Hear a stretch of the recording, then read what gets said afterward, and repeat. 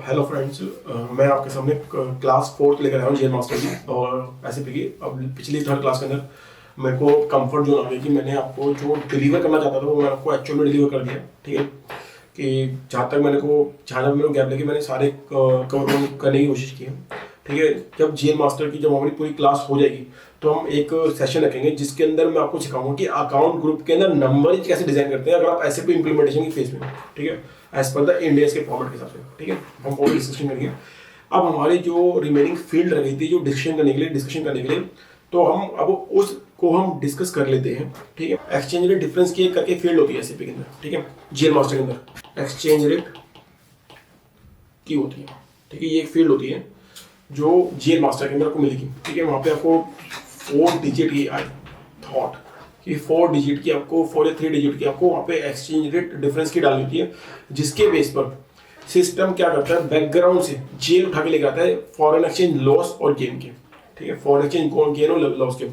ठीक है, अब फॉर एग्जाम्पल अपना कोई टेबल है, एक सेकेंड मैं कलर चेंज कर दूँ, 1 सेकेंड। ठीक है, मान लो आपका कोई पेबल का जेल है। ठीक है, पेबल का जेल है, आपने कहते हैं इस पेबल का जेल अगर कोई आउटस्टैंडिंग पड़ा हुआ है फॉरेन करेंसी के अंदर, जिसका मान लो फॉर एग्जांपल 2 मिनट के मान लो इसी एक्सपेंस जेल के अंदर आपने कोई लाइबिलिटी बुक कर रखी है। ठीक है, लाइबिलिटी बुक हो रखी है, लाइबिलिटी बुक कर ली। ठीक है, आपकी मान लो $80 में। ठीक है, आज के टाइम पे आज की डेट है आपकी मान लो 8 फरवरी $80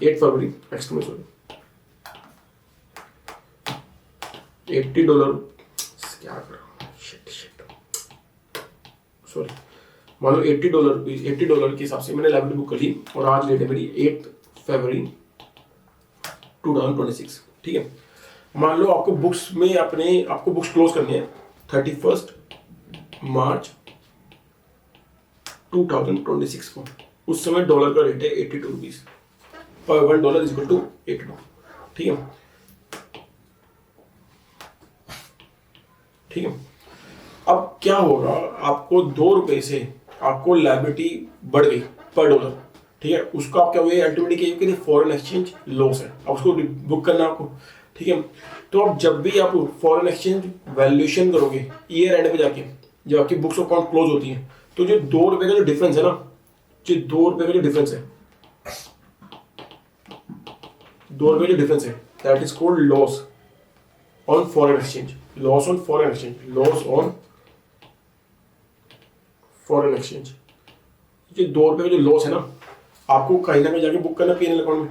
अब जो ये जीएल है, ये जीएल आपका ऑटोमेटिकली डेबिट हो जाएगा, ऑटोमेटिकली क्रेडिट हो जाएगा अगर आपको गेन होता है, और उसकी हम कॉन्फ़िगरेशन करते हैं बैकग्राउंड में जाके। ठीक है, उसकी एक अलग से सेपरेट कॉन्फ़िगरेशन होती है, हम उसकी अलग से क्लास लेंगे फॉरेन एक्सचेंज वैल्यूएशन।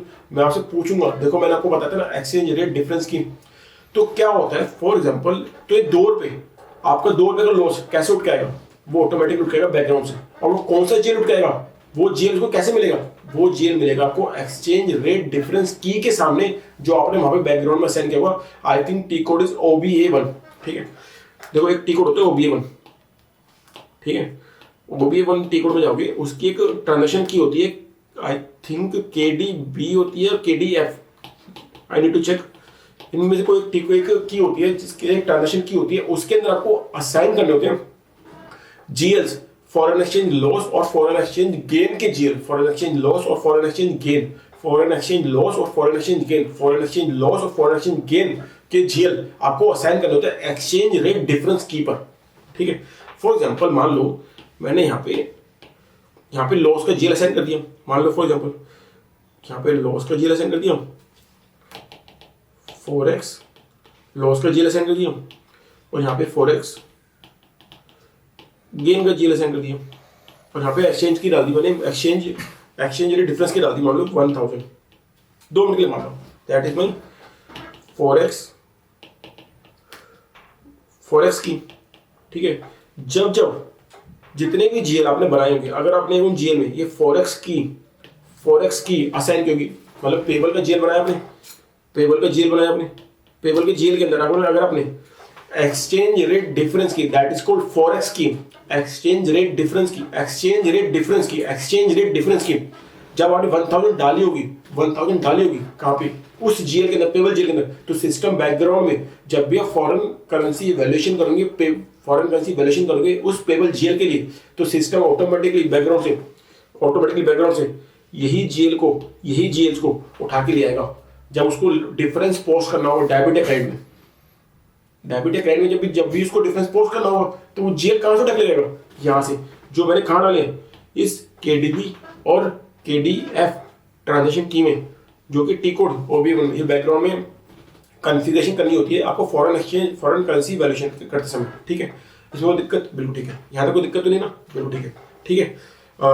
तो आपको याद रखना है, एक्सचेंज रेट डिफरेंस की हमें मेंटेन करनी है उन सभी जीएल्स के लिए जिसका मुझे फॉरेन करेंसी वैल्यूएशन करना है, ताकि जब मैं फॉरेन करेंसी वैल्यूएशन करूंगा, I think F.05 is a T code, जब फॉरेन करेंसी वैल्यूएशन करते हो आप ईयर एंड पे जाके, ठीक है। तो जब भी उसको डिफरेंस मिलेगा, चाहे वो लॉस का हो, चाहे वो प्रॉफिट का हो या गेन का हो, तो वो जो जीएल बैकग्राउंड से उठ के आएंगे, वो जीएल एक्सचेंज रेट डिफरेंस की के थ्रू ही उठ के आएंगे।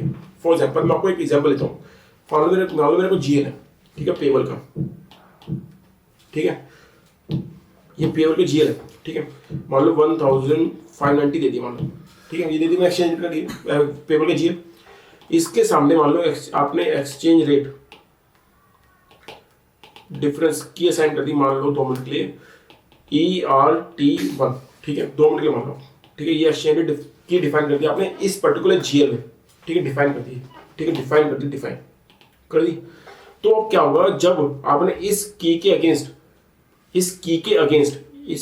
अगेंस्ट फॉरेक्स लॉस और गेन के जीएल असाइन करेंगे, कहाँ पे, जीएल असाइन कर रखेंगे, डिफाइन कर रखेंगे अगेंस्ट, ठीक है, फॉरेन एक्सचेंज लॉस और गेन के जीएल असाइन कर रखेंगे कहाँ पे, OBA1 टी कोड में। तो जब भी आप इसकी फॉरेन करेंसी वैल्यूएशन रन करोगे F.05 के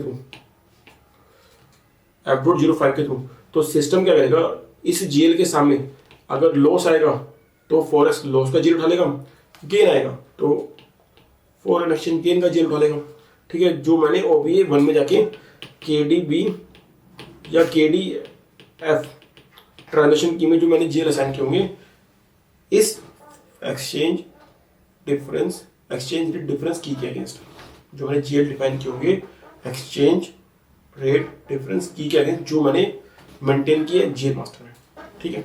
तो एक्सचेंज रेट डिफरेंस की के बारे में थोड़ा पढ़ते हैं, ठीक है, क्या है इसके अंदर, ठीक है, हल्के से पढ़ते हैं, फिर हम आगे बढ़ते हैं, ठीक। देखो जी, एक्सचेंज रेट डिफरेंस की इन जीएल मास्टर रिकॉर्ड करती है और कंट्रोल करती है क्या, how foreign exchange valuation differences are posted, कैसे फॉरेन एक्सचेंज वैल्यूएशन का डिफरेंस कैसे पोस्ट करना है, वो एक्सचेंज रेट डिफरेंस की डिफाइन करती है, ठीक है।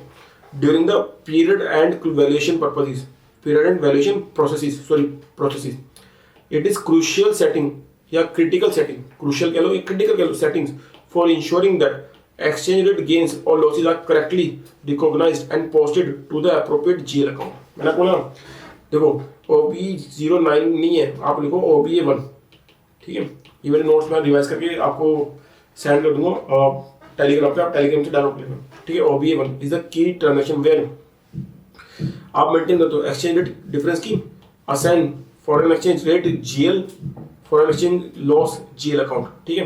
बात से तो एक्सचेंज रेट डिफरेंस की आपको जीएल मास्टर में मेंटेन करनी पड़ती है, उन जीएल मास्टर की जिसको आपको फॉरेन एक्सचेंज वैल्यूएशन में आपका डिफरेंस चाहे वो गेन और लॉस हो उसको पोस्ट करना चाहता हूँ, ठीक है, ठीक है, ठीक है, ठीक है।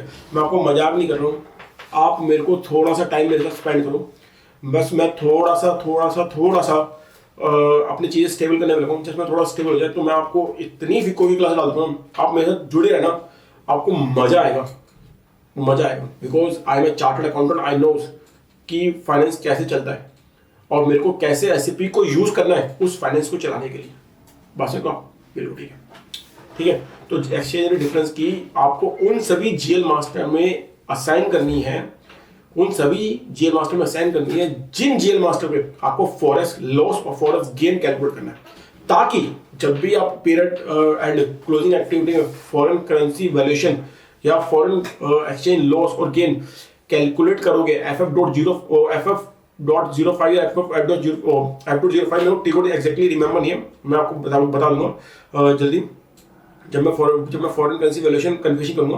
तो उस टी कोड को जब आप रन करोगे फॉरेन करेंसी वैल्यूएशन करने के लिए, तो सिस्टम उन सभी जीएल मास्टर को बैकग्राउंड में उनकी वैल्यूएशन करना चालू कर देगा कि फॉरेक्स गेन आया फॉरेक्स लॉस आया। अगर फॉरेक्स लॉस आया फॉरेक्स गेन आया तो उस एक्सचेंज रेट डिफरेंस की के बेस पर, उस फॉरेन एक्सचेंज की रेट की के बेस पर वो बैकग्राउंड से फॉरेक्स गेन और फॉरेक्स लॉस के जेल उठा के ले आएगा। ठीक है, करेंगे इसके ऊपर जल्दी तैयारी करनी है। ठीक है, कोई दिक्कत नहीं, बिल्कुल ठीक है। तो मैंने अभी आपके क्या स्टार्ट डिस्कशन किया एक्सचेंज रेट की डिफरेंस, एक्सचेंज रेट डिफरेंस की, ठीक है, बिल्कुल ठीक है। अगला आता है valuation group. Valuation group is also part of forex. क्या हुआ कि वैल्यूएशन ग्रुप तब यूज करते हो आप फॉरेक्स के केस में। जनरली मैंने अपनी लाइफ में कभी यूज ही नहीं किया। मैं आपको frankly speaking 10 year of experience के अंदर मैंने, बल्कि 10 से ज़्यादा ही, मेरे को 12 साल हो गए हैं पूरी फाइनेंस के अंदर, लेकिन मैंने कभी आज तक मेरे को मौका भी नहीं मिला और ना मेरे को लगा कि जरूरत है वैल्यूएशन ग्रुप की। ठीक है, क्योंकि जनरली वो एक ही जेल में उठा के फेंक देते सारे लोग को। ठीक है, एक ही जेल में। ठीक है, लेकिन मान लो क्या हुआ कि आपने कहा कि मेरे ना कुछ जीएल ऐसे हैं जिनके अंदर मैं फॉरेक्स का गेन और लॉस डिफरेंट जीएल में पोस्ट करना चाहता हूँ। फॉर एग्जांपल कहने मतलब मेरा ये है, मान लो आपके पास 100 जीएल्स है।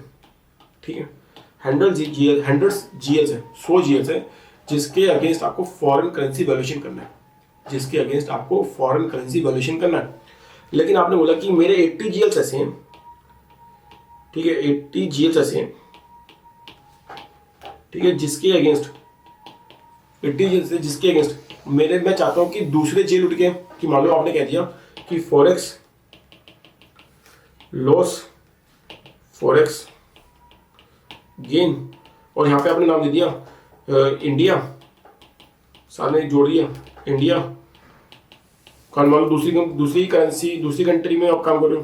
ठीक है, हो सकता है कि वहां पे भी तो फॉरेक्स लॉस और गेन आ सकते हो।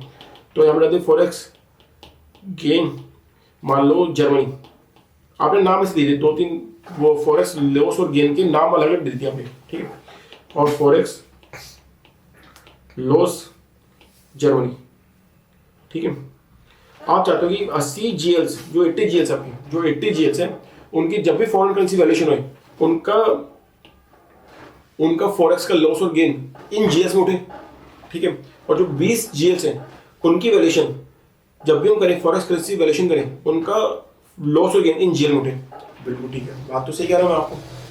तो हम उसको कैसे मेट आउट करें? तो हम क्या करेंगे, जो 80 जीएल्स हैं और जो 20 जीएल है, इसमें मेरी एक्सचेंज रेट डिफरेंस की जो है वो मेरी क्या रहेगी, मान लो मेरी रहेगी वही ERT1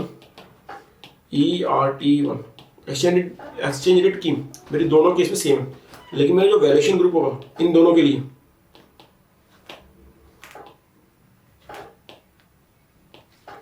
वैल्यूएशन ग्रुप होगा वो बिल्कुल दोनों के लिए अलग अलग कर दूंगा। क्या 1000 और 2000। तो जब भी मेरे जेल उठेंगे बैकग्राउंड से, वही ओबीए वन में जाके मेरे जेल असाइन करने पड़ेंगे वैल्यूएशन ग्रुप और एक्सचेंज रेट की के कॉम्बिनेशन से। तो जब भी अब मैं क्या करूँगा, जब भी वैल्यूएशन करूंगा तो क्या होगा, इस 80 जीएल इस एक्सचेंज रेट डिफरेंस की और इस वैल्यूएशन ग्रुप के कॉम्बिनेशन के बेस पर आपके ये इंडिया वाले जेल उठ जाएंगे, और इस 20 जीएल्स के लिए इस एक्सचेंज रेट डिफरेंस की और वैल्यूएशन ग्रुप के कॉम्बिनेशन से ये 2 जेल उठ जाएंगे। क्यों? क्योंकि हमने इसी कॉम्बिनेशन के बेस पर इन 4 जेल को साइन किया हुआ, मैपिंग कर रखी, इन 4 जेल की मैपिंग कर रखी। एक्सचेंज रेट डिफरेंस स्कीम और वैल्यूएशन ग्रुप के बेस पर की कॉम्बिनेशन से हमने ये जेल मैप कर देंगे। देखो मतलब कैसे काम करता है देखो what valuation group actually does, कैसे वैल्यूएशन ग्रुप काम करता है। ठीक है, during foreign currency valuation F.05 है। ठीक है, now T code is confirm. ठीक है, F.05 है, जिसके लिए मैं FF डॉट बोला था, गलती से बोला था, this my mistake, I humbly I applies for this, ठीक है। और I humbly want to say to everyone कि मैं गलती से बोल गया, वो टी कोड FF05 कुछ नहीं था, F.05 था जो मैं इनिशियल स्टेज से बोला था, ठीक है। बीच में मैंने गलती बोली थी, गलत बोल रहा था, ठीक है। F.05 था, ठीक है, that is F.05, but T code is not important, the thing is the most important is process. अगर आपको प्रोसेस पता है ना, टी कोड कोई भी पूछता है, अगर इंटरव्यू टी कोड पूछना है तो मेरे से उससे बड़ा महागधा आदमी कोई नहीं है जिनमें आपसे इंटरव्यू, और मैंने बहुत इंटरव्यू दिए हैं, मेरे से आज तक किसी ने मेरे से टी कोड नहीं पूछी।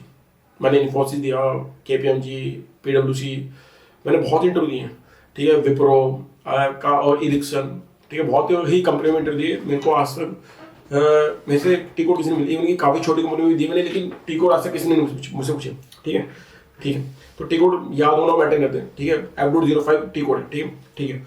तो कैसे होता है during the foreign currency valuation, जो आप रन करते हो F.05 के थ्रू, ठीक है। SAP सबसे पहले क्या रीड करते हैं, एक्सचेंज रेट डिफरेंस की from the GL master, exchange rate difference की जो आपने साइन किए होंगे वैल्यूएशन ग्रुप के साथ। फिर SAP आल्सो रीड करेगा valuation group from the same GL master. तो मैंने क्या बोला अभी आपको, ये तो बोला मैंने आपको कि वो एक्सचेंज रेट डिफरेंस स्कीम और वैल्यूएशन ग्रुप दोनों को रीड करेगा जो इस 80 GL के सामने साइन है, ठीक है, ठीक है। Then SAP goes to OBA1, then OBA1, in OBA1 में SAP determines exchange foreign exchange gain account और foreign exchange loss account, foreign exchange gain account, foreign exchange loss account SAP determine करेगा किसकी base पर, based on combination of exchange rate difference की और valuation group, जो मैं आपको बोल रहा था, ठीक है। That's it, nothing more nothing less, यही है हमारा। तो वो कह रहे हैं कि जब भी GL मास्टर के अंदर हम दो चीज डालते हैं, क्या, एक्सचेंज रेट डिफरेंस की, ठीक है, EXD की, और वैल्यूएशन ग्रुप, इन दोनों के कॉम्बिनेशन के बेस पर सिस्टम उठा के ले गया था क्या, फॉरेक्स का गेन और फॉरेक्स का लॉस। देखो ये बोल रहा है कि SAP determines exchange gain account, exchange loss account based on the combination of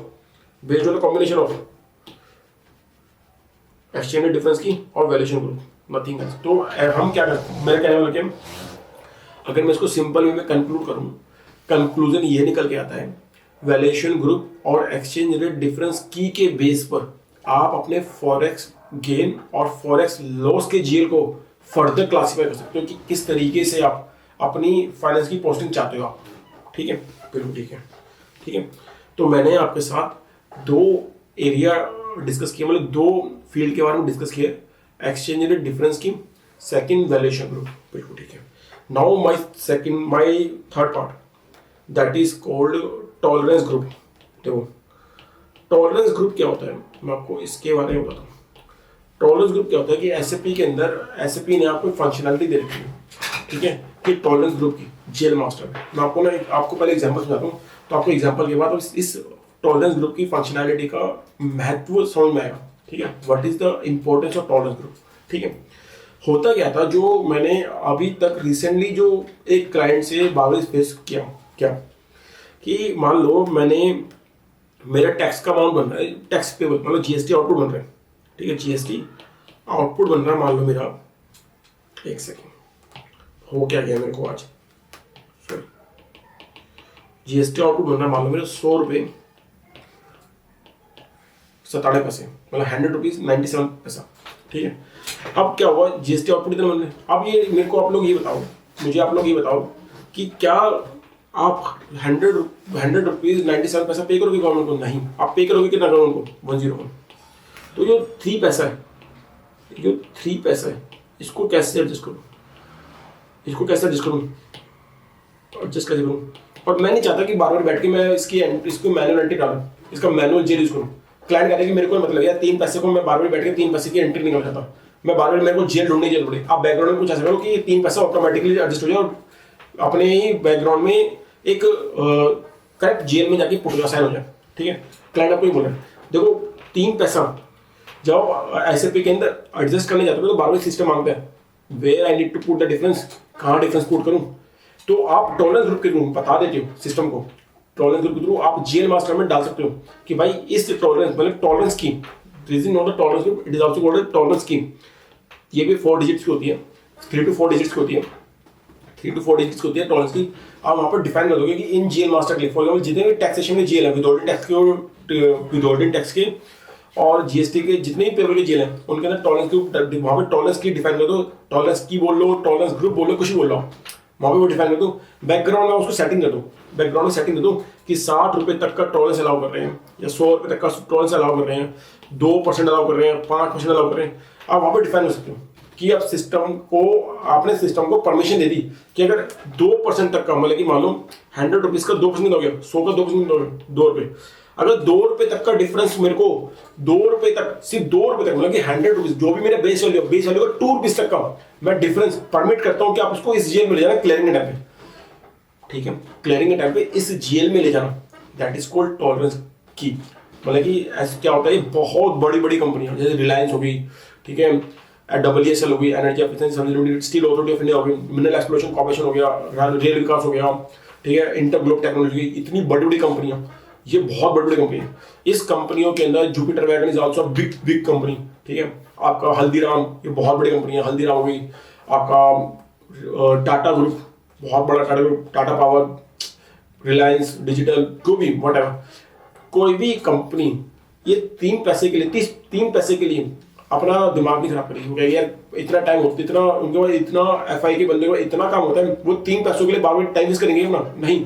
जब वो क्लियरिंग करें तो ऑटोमेटिक सिस्टम बैकग्राउंड में जेल उठा के डाल दे, बैकग्राउंड में किसी जेल अकाउंट में डाल दे, जैसे शॉर्ट एंड एक्सेस करके एक जेल बना दिया, मान लो उन्होंने कहा कि ये एक जेल बनाया शॉर्ट एंड एक्सेस नाम का, ठीक है, एक्सेस जेल। तो जब भी मैं क्लियरिंग करूं, अगर 3-4 पैसे का कोई गैप आए तो वो ऑटोमेटिकली इस जेल में जाके बैकग्राउंड से इस जेल में जाके हिट हो जाए, बिल्कुल ठीक है। तो वो टॉलरेंस की के थ्रू हो सकता है, तो इसकी बैकग्राउंड में कंफ्यूजन होती है। तो टॉलरेंस ग्रुप इज यूज्ड कि आप उस सिस्टम को कितना परमिट कर रहे हो, कितना डिफरेंस परमिट कर रहे हो, ताकि बैकग्राउंड से वो एक उसको एक्सपेंस के जेल में, रेवेन्यू की जेल में उठा के ले जाए, अगर बहुत ही माइनर डिफरेंस है जो आपको दिक्कत ना दे क्लियरिंग के टाइम पे। क्लियरिंग इज सेटलमेंट, ठीक है, क्लियरिंग के टाइम पे, सेटलमेंट के टाइम पे या एडजस्टमेंट के टाइम पे आपको दिक्कत ना दे, तो आप सिस्टम को टॉलरेंस ग्रुप के माध्यम से परमिट कर रहे हो कि अगर इतना डिफरेंस आ रहा है जो कि परमिसिबल है, परमिटेड है या परमिसिबल है,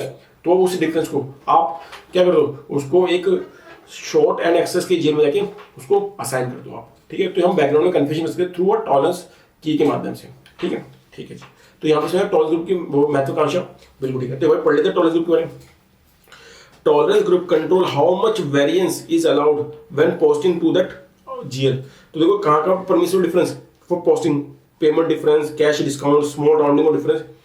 if posting exceed the tolerance, if posting exceed the allowed tolerance या टॉलरेंस, तो एसएपी ब्लॉक कर देगा या एरर मार देगा आपको। मान लो, कहने का मतलब ये है, मान लो 2 मिनट के लिए आपने 100 रुपीज़ की आपकी 100 रुपीज़ की आपकी गवर्नमेंट की लाइबिलिटी थी, ठीक है, गवर्नमेंट की लाइबिलिटी कितनी थी, जीएसटी आउटपुट कितना रखा, मान लो चलो 100 रुपीज़ का 100.97, लेकिन आपने पे कितना कर दिया, जीएसटी पे कर दिया 2 मिनट के लिए, मान लो चलो 103 का, ठीक है, और आपने टॉलरेंस कितना डिफाइन किया होगा, मान लो चलो टॉलरेंस डिफाइन किया था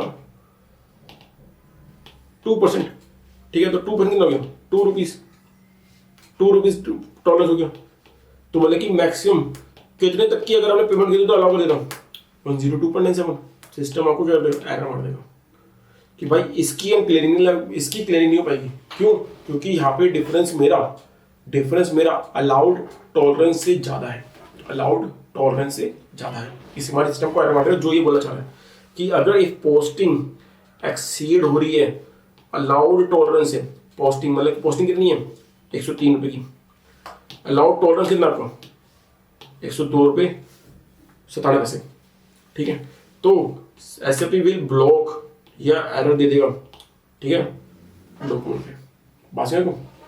तो टॉलरेंस क्या है कि कितना बैलेंस अलाउ करना चाहते हो, एक्सचेंज रेट डिफरेंस की, फॉरेन एक्सचेंज लॉस और फॉरेन एक्सचेंज गेन के जीएल कैसे पिक करने हैं। दूसरा वैल्यूएशन ग्रुप, अगर आप चाहते हो कि एक्सचेंज रेट के जीएल गेन का और लॉस का आप उसको फर्दर क्लासिफाई करना दूसरे डिफरेंट जीएल में, ठीक है, तो उसके बाद वैल्यूएशन ग्रुप बना सकते हो। ठीक है, अगला टॉलरेंस ग्रुप हमने पढ़ा। टॉलरेंस ग्रुप क्या है बेसिकली?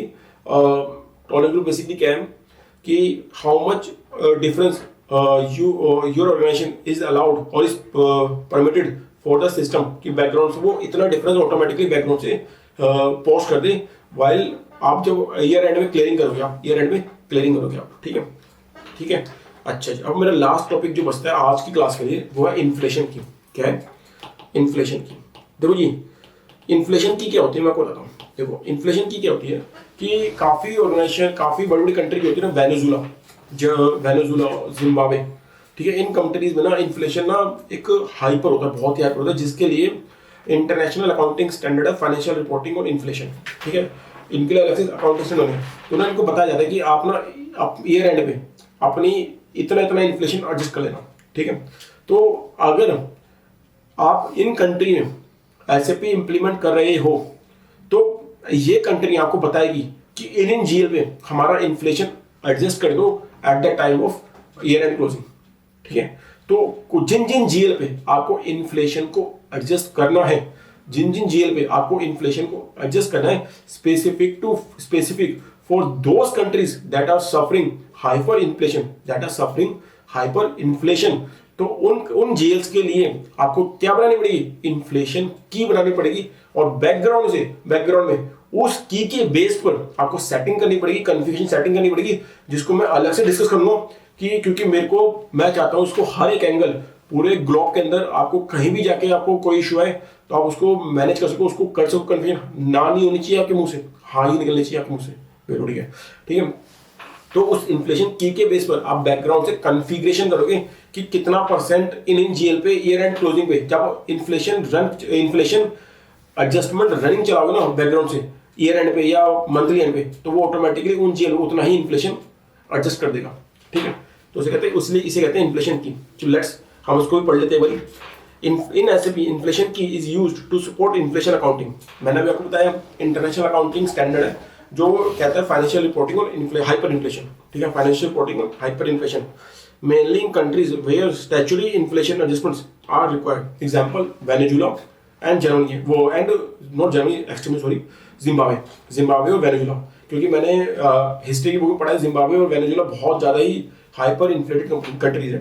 ठीक है, the inflation key tells SAP how a GL account should be adjusted for inflation during inflation revaluation runs. क्या बोला आपको? इन्फ्लेशन की आप वहां पर डिफाइन करोगे, इन्फ्लेशन की आप बैकग्राउंड में कॉन्फ़िगरेशन करेंगे कि उस की के अगेंस्ट उस की पे कितना परसेंट इन्फ्लेशन एडजस्ट होगा, और इन्फ्लेशन एडजस्ट करने के साथ साथ जो इन्फ्लेशन का जो इम्पैक्ट है वो किस जेल पे जाके पड़ेगा, वो भी हमें डिस्कशन करने का। किस जेल पे पड़ेगा, देखो कितना परसेंट पड़ेगा और किस जेल पे पड़ना चाहिए। क्योंकि देखो यूं तो यानी कि मैं किसी जेल को बढ़ा रहा हूँ, चाहे वो डेबिट बढ़ा रहा हूँ चाहे वो क्रेडिट बढ़ा रहा हूँ, तो किसको दूसरा इम्पैक्ट नहीं डालूंगा, दूसरा इम्पैक्ट नहीं डालना पड़ेगा, लेकिन किस जेल में डालना पड़ेगा वो इन्फ्लेशन की में हम बैकग्राउंड में सेटिंग करेंगे, कॉन्फ़िगरेशन सेटिंग करेंगे, कन्फ्यूजन सेटिंग करेंगे बैकग्राउंड में जाके। बिल्कुल ठीक। Whether the account is subject to inflation adjustment, which inflation index applies, and how balance or values are revalued, ये सब मेरे को इन्फ्लेशन की में जाके कन्फ्यूजन करनी पड़ती है। इन्फ्लेशन की के ऊपर हमें मतलब इन्फ्लेशन की के बेस पर हमें सारी कन्फ्यूजन करनी पड़ती है, कितना परसेंट और जो इन्फ्लेशन का इम्पैक्ट वो किस जेल पे डालना है। मान लो फॉर एग्जाम्पल कोई एक्सपेंस का जेल है, 2 मिनट मान लो, ठीक है, लाइबिलिटी का जेल मान लो, लाइबिलिटी का जेल है, एक्सपेंस का जेल है। मान लो आपका इन्फ्लेशन उसमें 5% बढ़ाना चाहता है, आप 5% बढ़ाना चाहते हो, चलो आपने एक्सपेंस में 5% बढ़ा दिया, तो बढ़ा तो दिया, डेबिट तो कर दिया, तो क्रेडिट तो कोई दूसरे जेल को दूंगा, दूसरे जेल को दूंगा नहीं दूंगा, देना पड़ेगा। तभी तो मैं कहूंगा कि मेरा ड्यूल एस्पेक्ट ऑफ अकाउंटिंग का जो कॉन्सेप्ट है, जो कन्वेंशन है, वो मैंने पूरा कर दिया। Debit is always equal to credit. तो तभी मेरे को इन्फ्लेशन की के बेस पर इन्फ्लेशन का परसेंटेज प्लस इन्फ्लेशन का जीएल, जिस पे मेरे को वो इन्फ्लेशन का इंपैक्ट लेके जाना है, वो भी डिफाइन करना पड़ेगा। ठीक है सर, तो मैंने मेजरली सारा डिस्कशन कर लिया। अब मेरे को रह गया एक शॉर्ट की, एक वो भी डिस्कशन कर लेता हूँ शॉर्ट की। देखो एक ना ऐसे भी नहीं देखा शॉर्ट की, अगर आपने किसी जीएल मास्टर बना रहे हो उसमें शॉर्ट की आप का मतलब क्या होता है कि जब भी उस जीएल का बैलेंस आप देखना चाहते हो, एफबीएल 1 है, एफबीएल 3 है, एफबीएल 5 है, तो उसका असेंडिंग और डिसेंडिंग ऑर्डर कैसा होना चाहिए, पोस्टिंग डेट के बेस होना चाहिए, डॉक्यूमेंट डेट के बेस होना चाहिए, तो उसे कहते हैं शॉर्ट की। मैंने शायद इसके बारे में लिख रखा है, चेक कर लूँगा, मैंने इसके बाद शायद लिखा नहीं है। ठीक है, तो शॉर्ट की बेसिकली क्या होता है, to see to see the GL balance,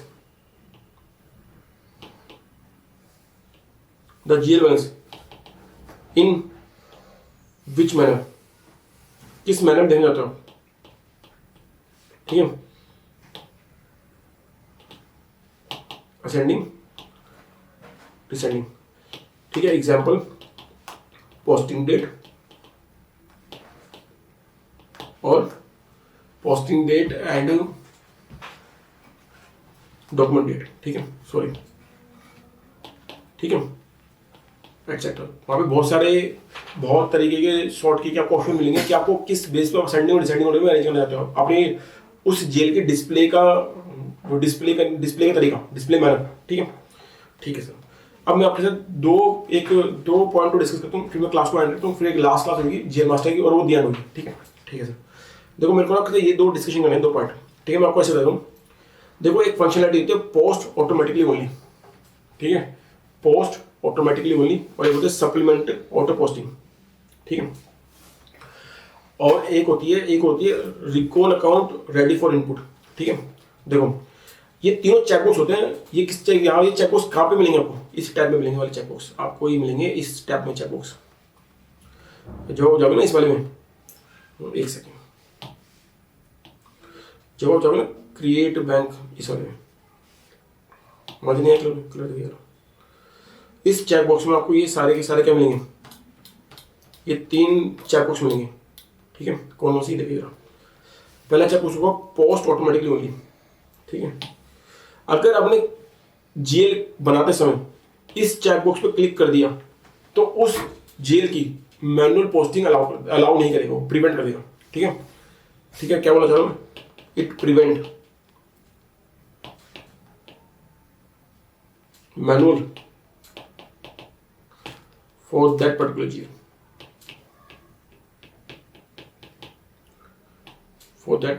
उस जेल को लेके उसकी मैनुअल पोस्टिंग क्या कर देगा, प्रिवेंट कर देगा, मैनुअल पोस्टिंग अलाउ नहीं होने देगा, अलाउ नहीं करेगा, ठीक है। तो एसएपी क्रिएट मैनुअल, देखो काफ़ी सारे जीएल्स हैं जिनकी ऑटोमेटिक पोस्टिंग के लिए हम चेकबॉक्स पे क्लिक करते हैं, उसके मैंने कुछ एग्जांपल दे रखे हैं कौन से, ठीक है। पे बटन करते इसमें, ठीक है, जैसे आउटगोइंग बैंक के लिए, ठीक है, फॉरेन करेंसी वैल्यूएशन, ठीक है, cash discount posting, rounding off difference, tax posting, asset application, GRI clearing, ये कुछ ऐसी जीएल्स हैं जिनके लिए हम क्या करते हैं, ऑटोमेटिक पोस्टिंग चेकबॉक्स पे क्लिक करते हैं, ठीक है। क्रिएट बैंक इंटरेस्ट टैब में जाके, ठीक है। अगला आता है सप्लीमेंट ऑटो पोस्टिंग, ठीक है। मतलब कि मैं आपको पोस्ट ऑटोमेटिकली ओनली चेकबॉक्स में क्या है कि अगर आपने किसी भी जेल को बनाते समय पोस्ट ऑटोमेटिकली ओनली चेकबॉक्स पे क्लिक कर दिया तो वो आपको मैनुअल पोस्टिंग अलाउ नहीं करेगा, वो सिस्टम जो बैकग्राउंड से जेल लेके आता है ना उसके लिए यूज होगा, मतलब कि मैनुअल पोस्टिंग अलाउ नहीं होगी, ठीक है। System will not allow to make manual posting, और वो किन किन जेल्स के लिए, देखो ये तो जेल आपने सुने होंगे,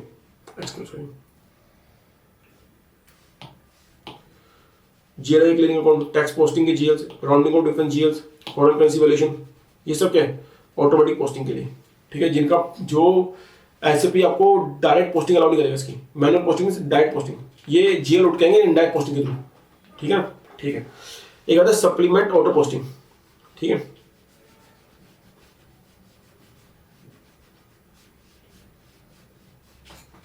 देखो अगर आपने सप्लीमेंट ऑटो पोस्टिंग के चेकबॉक्स पे क्लिक कर दिया तो देखो रिकॉन अकाउंट के जो जीएल चुना हमने, रिकॉन अकाउंट के नहीं, कोई भी जीएल जिस पर पोस्ट ऑटोमेटिक चेकबॉक्स क्लिक किए, ठीक है, post automatically only checkbox click किए और आपने ये वाले चेकबॉक्स पे क्लिक कर दिया सप्लीमेंट ऑटो पोस्टिंग, तो सिस्टम उसको, अभी मैंने यहाँ पे आपको क्या बोला, अगर किसी चेकबॉक्स पे, अगर किसी जेल के चेकबॉक्स पे पोस्ट ऑटोमेटिकली ओनली क्लिक हो रखा, मतलब मैं सिलेक्ट किया हुआ चेकबॉक्स क्लिक किया हुआ, चेकबॉक्स सेलेक्ट किया हुआ, तो मैनुअल पोस्टिंग अलाउ नहीं करेगा, लेकिन साथ में आपने सप्लीमेंट ऑटो पोस्टिंग के चेकबॉक्स पे भी क्लिक कर रखा है, तो उस केस में जहां उसकी मैनुअल पोस्टिंग को प्रिवेंट कर रखा था वो मैनुअल पोस्टिंग कर देगा, अलाउ कर देगा। It allow automatic system posting to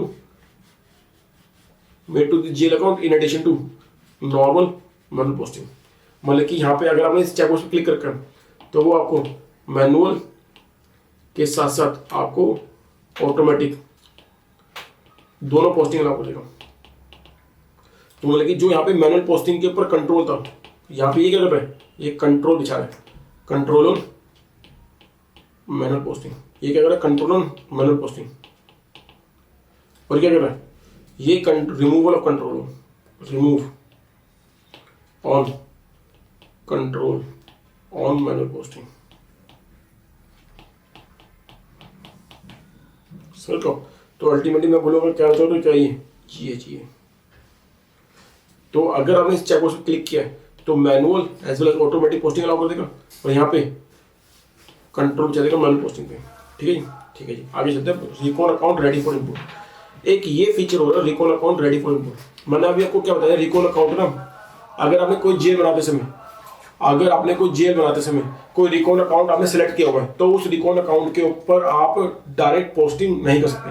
ठीक है, क्या बोला आपको ने, डायरेक्ट पोस्टिंग कर सकते, मतलब इट प्रिवेंट्स मैनुअल पोस्टिंग। क्या बोला आपको ने, इट प्रिवेंट मैनुअल पोस्टिंग। अभी आपको मैंने क्या बोला था, इट प्रिवेंट मैनुअल पोस्टिंग। अगर आपका रिकॉन अकाउंट सेलेक्ट किया हुआ है आपने, ठीक है, इट प्रिवेंट मैनुअल पोस्टिंग। ठीक है, लेकिन अगर आपने क्रिएट बैंक इंटरेस्ट टैब में जाके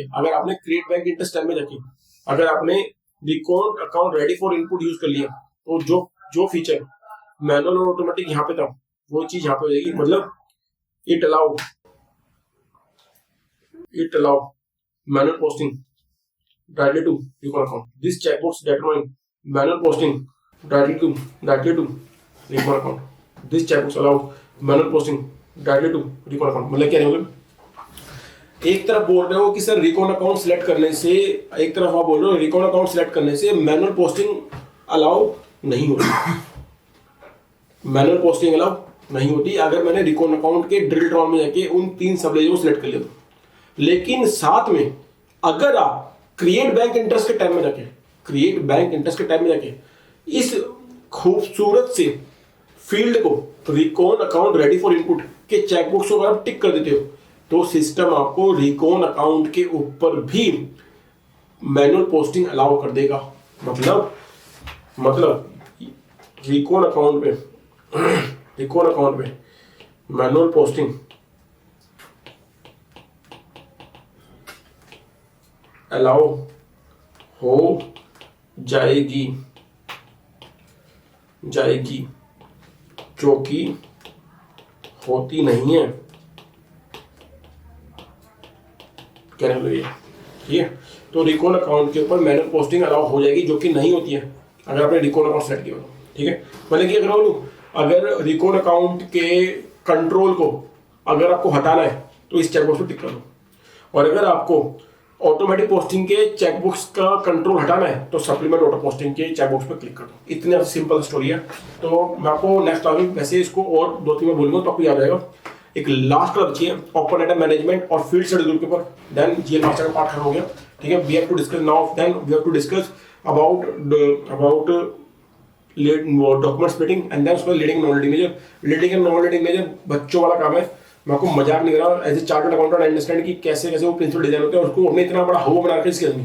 ठीक है, leading non leading is nothing, is just basically how we have to make a adjustment entries in 2 or 3 separate books of accounts. ठीक है, ओके, ठीक है। तो आज के लिए मैं तो देखूंगा, देखो हमने क्या डिस्कस किया, आज हमने क्या डिस्कस किया, एक्सचेंज रेट डिफरेंस की, valuation group, tolerance group, then उसके बाद टॉलरेंस ग्रुप के बाद क्या डिस्कशन किया हमने, टॉलरेंस ग्रुप, शॉर्ट की, इन्फ्लेशन की। ठीक है, इन्फ्लेशन की मैंने आपको बताया कि की होती है, उसके बैकग्राउंड में कन्फ्यूजन की होती है कि इन्फ्लेशन रेट डालनी है और किस जेल में डालेगा वो इन्फ्लेशन, किस जेल में उस इन्फ्लेशन में पड़ जाएगा। ठीक है, उसके बाद आपको शॉर्ट की बेसिकली असेंडिंग और डिसेंडिंग ऑर्डर में आपको जेल का डिस्प्ले कैसे करना है। ठीक है, FBL 1 और FBL 3 और FBL 5 के अंदर के। फिर मैंने बोला 3 फील्ड होती हैं जो मेरे को किस टैब में मिलती है। मैं बोलूँ, अगर मैं आपको लास्ट टाइम इसको कंक्लूड करूँ, सॉरी, अगर उसको लास्ट में कंक्लूड करूँ, क्रिएट बैंक इंटरेस्ट, इस टैब में जाके ये 3 चेकबॉक्स होते हैं, ऐसे चेकबॉक्स लेके आते हैं। ठीक है, ये 3 चेकबॉक्स होते हैं, कौन से, post automatic only, supplement auto posting, recon account ready for input. इस तरह 3 चेकबॉक्स होते हैं।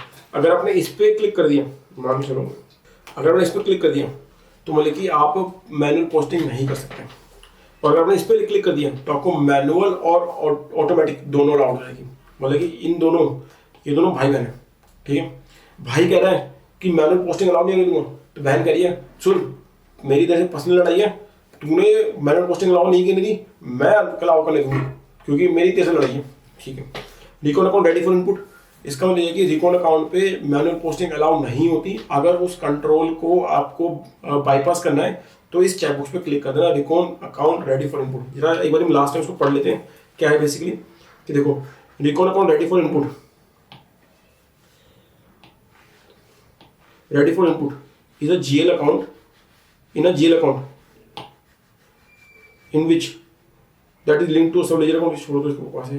देखो यहाँ पे क्या बोला जा रहा है, you can not post directly to recon account. सही बात है, मैंने बोला रिकॉन अकाउंट में डायरेक्ट पोस्टिंग अलाउ नहीं थी, direct posting means manual posting allow नहीं होती if it is link to a subledger account और पोस्टिंग गो वाया सबलेजर। देखो रिकॉन अकाउंट में क्या होता है, अगर आपने किसी जीएल को रिकॉर्ड अकाउंट बना रखा है तो उसके ऊपर जितना भी ट्रांजेक्शन पोस्ट होगी वो सब लेजर के माध्यम से होती है, थ्रू वो सब लेजर। लेकिन आप चाहते हो रिकॉर्ड अकाउंट में भी डायरेक्ट एंट्री करना चाहते हो, रिकॉर्ड अकाउंट पे भी एंट्री करना चाहते हो, तो आपको इस चेक बॉक्स पे क्लिक करना पड़ेगा, ready record account ready for input. ठीक है, this check box determine manual posting also allowed directly to reconciliation account. ठीक है, अब हम कल डिस्कशन करेंगे आपसे फील्ड स्टेटस ग्रुप। वैसे फील्ड स्टेटस ग्रुप कुछ खास है नहीं, ठीक है, और ओपन आइटम मैं ओपन आइटम मैनेजमेंट ज़्यादा जोड़ दूंगा बिकॉज थोड़ा सा लोग वहाँ पे कंफ्यूज होते हैं, देयर इज नथिंग। तो हम कल की क्लास में ओपन आइटम मैनेजमेंट डिस्कशन करेंगे क्लास नंबर 5 के अंदर। ठीक है, आज के लिए इतना ही।